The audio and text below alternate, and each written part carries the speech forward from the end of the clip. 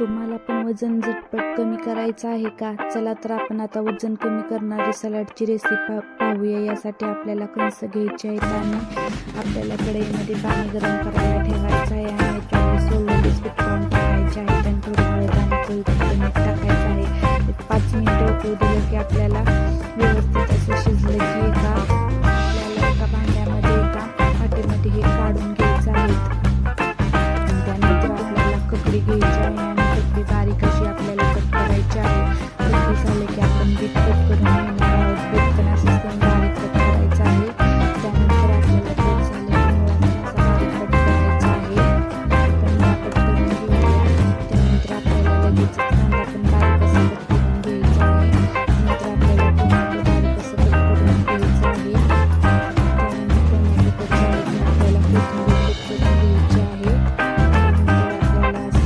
जिरे पूड लागणार आहे. त्यानंतर तिखट मीठ पण लागणार आहे. एका बाउलमध्ये शिजवलेले बिस्किट टाकून बारीक सलाड केलं होतं. थोडंसं मीठ टाकलेलं आहे. जिरे पावडर, लाल मिरची पावडर टाकलेली आहे आणि आपण जे सलाड केलं होतं ते सगळं सलाड याच्यामध्ये मिक्स करून घ्यायचं आहे आणि व्यवस्थित असं हलवायचं आहे.